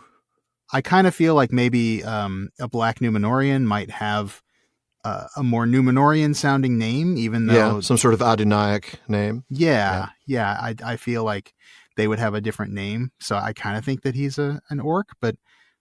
basing that on nothing, and again, probably like really swayed by the movies. But if he is an orc, I think he's one of those bulldog, right? A fallen Maia inhabiting what appears to be an orc body, right? A fallen Maia could take orc form. I mean, maybe. I don't know. I could lean that way. Yeah. Interesting though. We just know nothing about him. It's just a great name. It is a great name. I mean, it's got goth in it. So Gothmog. So, all right. Well, then we get a brief mention of who these extra forces include. So we get Easterlings with axes. Mm-hmm. We've actually seen them mentioned before as included in the force that was sent to block the road from Rohan through Anorian. That's right. And we've got Southrons and Scarlet. We've seen them before.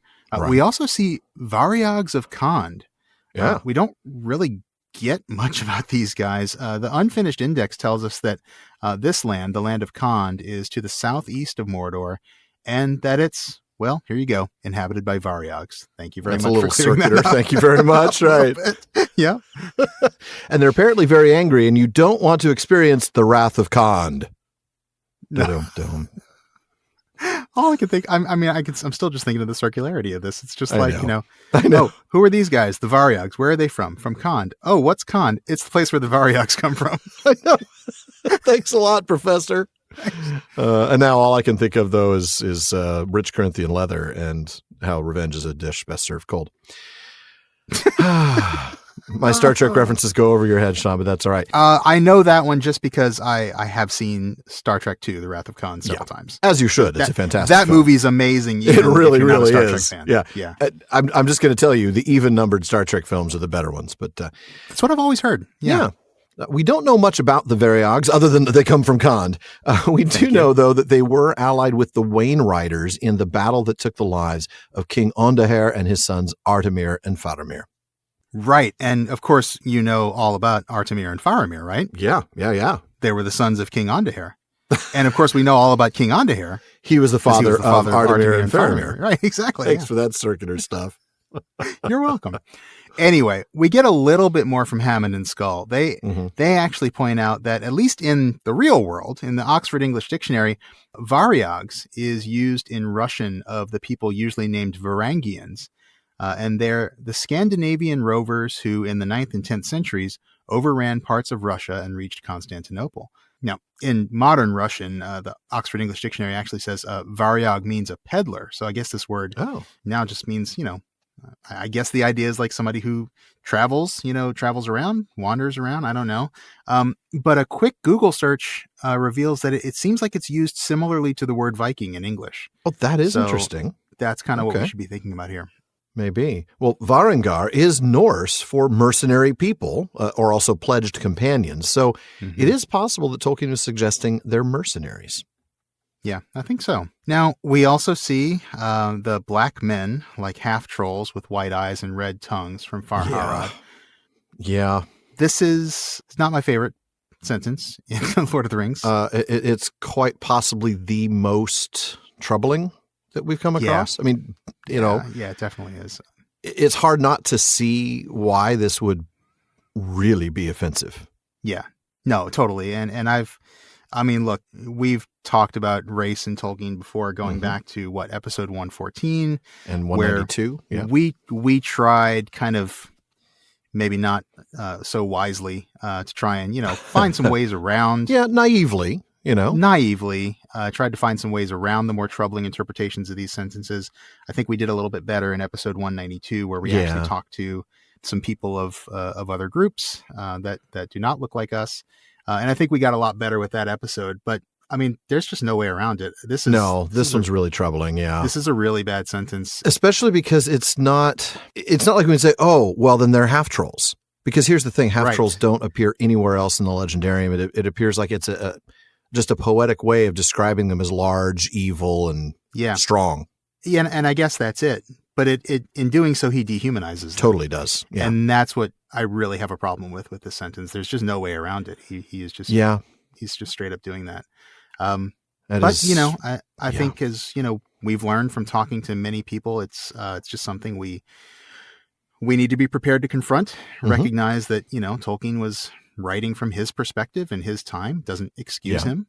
No, but we can recognize it as kind of a flaw in the work, and and just acknowledge it. And we can still look at the entirety of the work and also the entirety of his writings outside of the work that reveal more about him and his heart and the way he viewed things. And those things help. They don't make this go away. Right. Yeah. They weigh differently in the scales, but it is still absolutely, no question about it, really, really troubling. Yeah. I mean, there's no defending this sentence. Nope. No. But you're right. I mean, it is important to, keep in mind, I think Tolkien did not think of himself as a racist. No. He certainly seems to have been. In fairness, though, I think a lot of racists don't think of themselves as racist. That's a very good point. Really, that's a good point. Yeah. No, you're right. And I shouldn't even go there. But I mean, I know what you mean. Is, in his letters, he does reveal that he thinks about this more than than a lot of people of his time. And more than you might think that he would, being a man of his time. Exactly. There's a lot of evidence to suggest that he did hold some slightly progressive views on race that would have not necessarily been mainstream in his time, but this certainly reveals that mainstream thinking at the time, which is really troubling. Yeah, it is. And hurtful. I mean, this is rough. No, it totally is. I mean, like I said, there's no way around this one. You can find explanations for a lot of passages. Exactly. Us as white men can find explanations for a lot of these passages. Not this one. No. It's what it is. We're not trying to cover it up.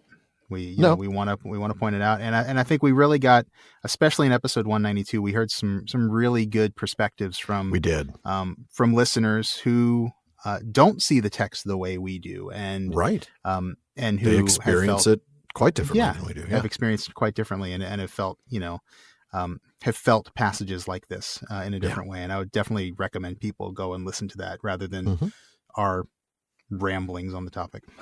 That's probably a fair point.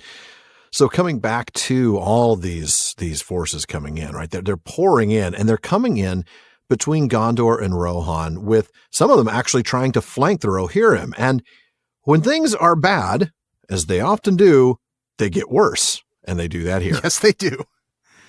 Yes, they do. Rains it pours. Yeah.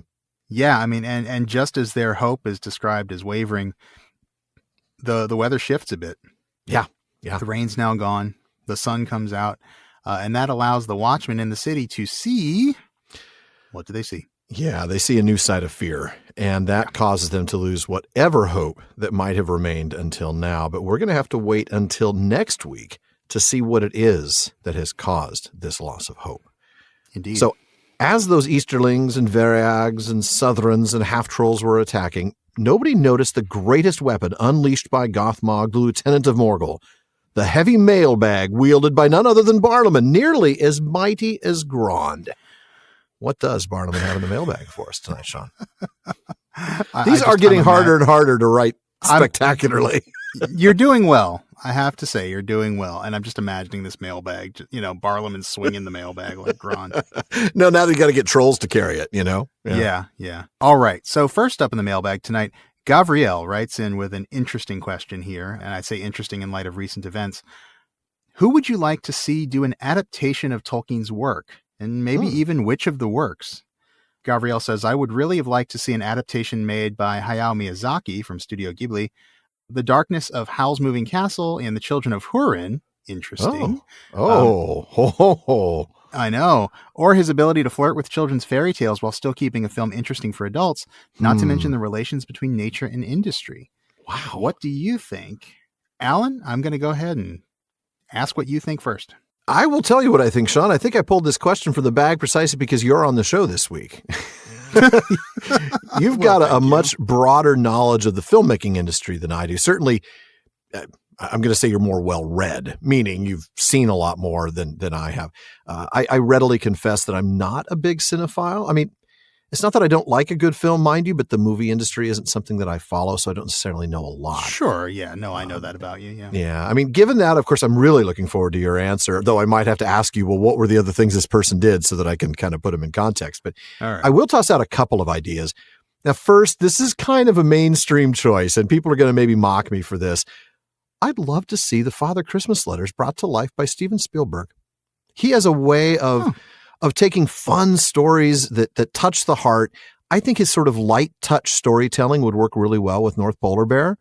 Yeah.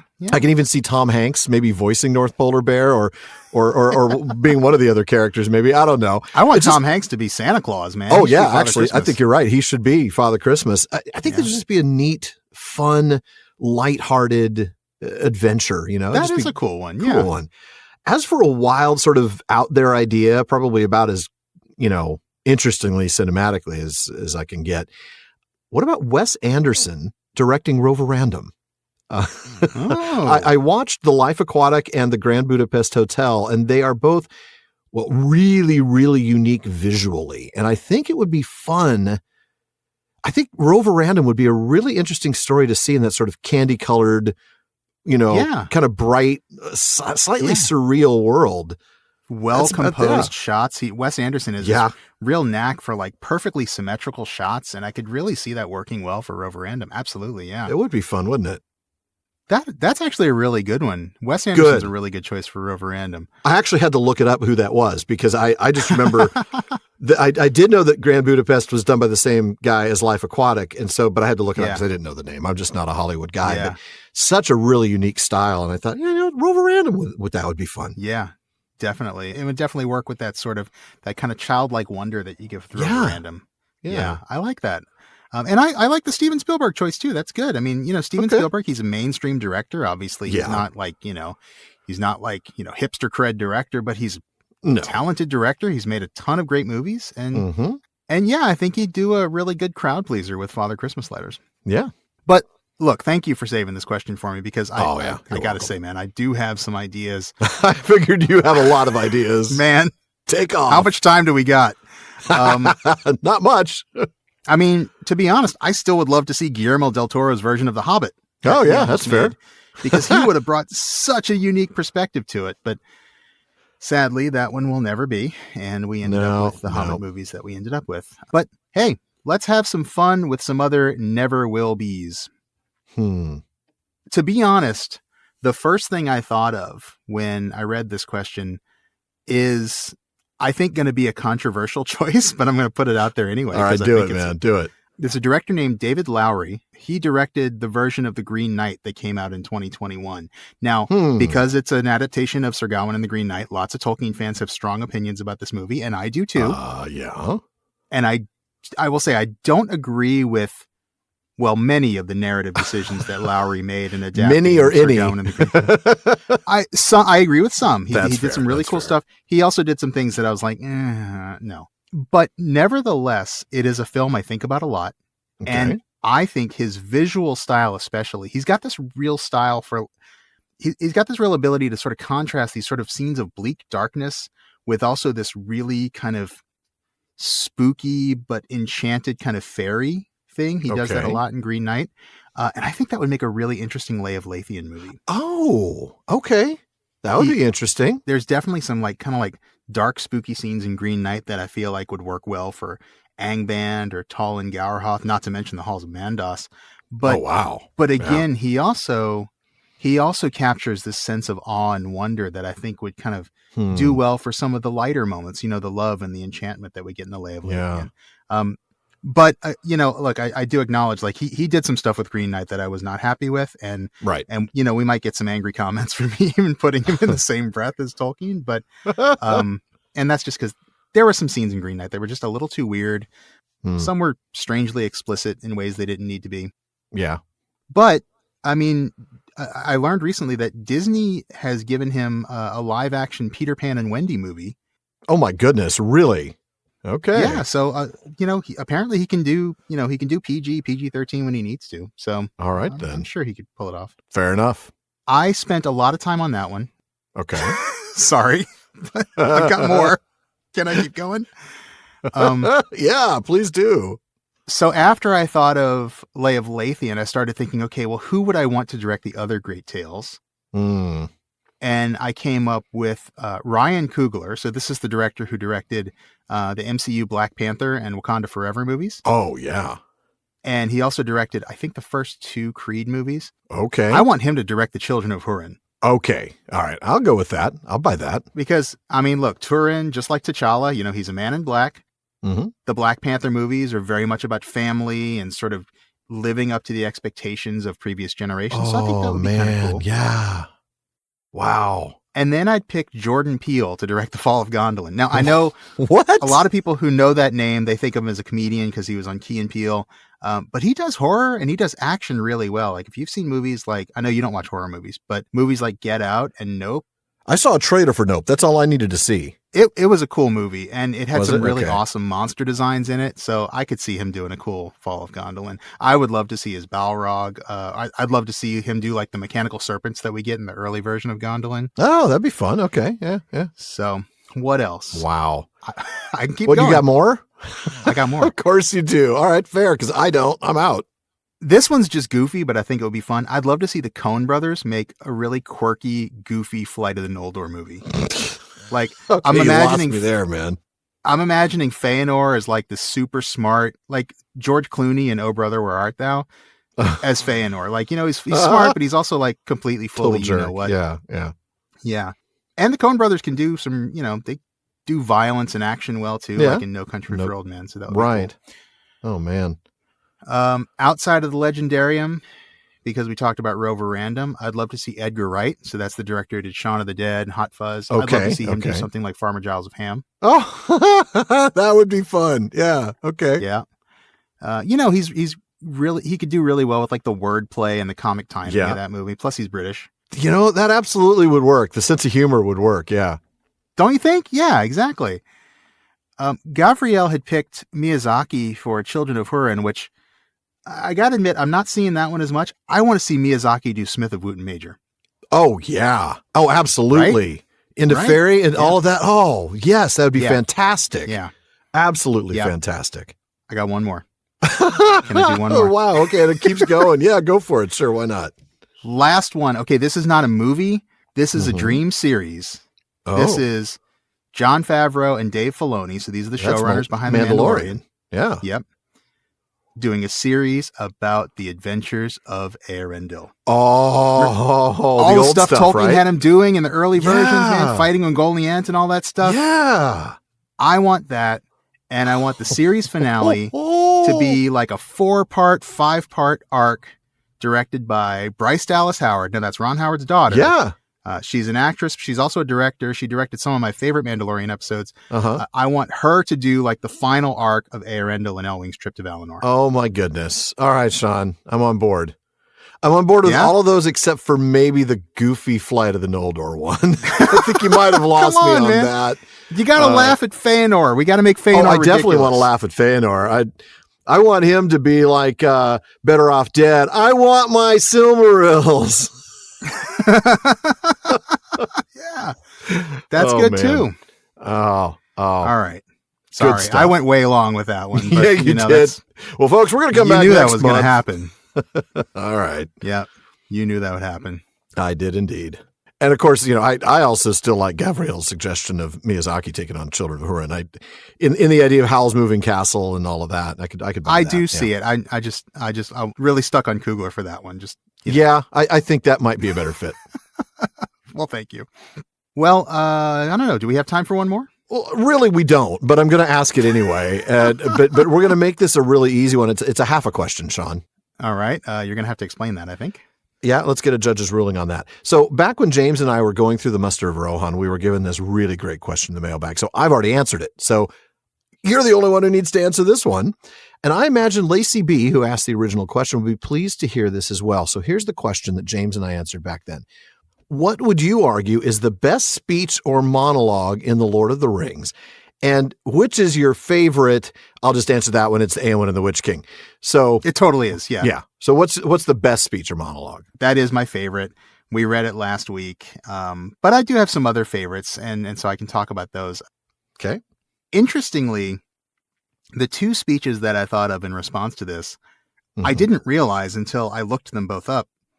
They're actually related, and they both tie back to Éowyn. Yeah. They both tie back to Éowyn. It was either that or Eärendil. I mean, right. Yeah, no, I'm so predictable.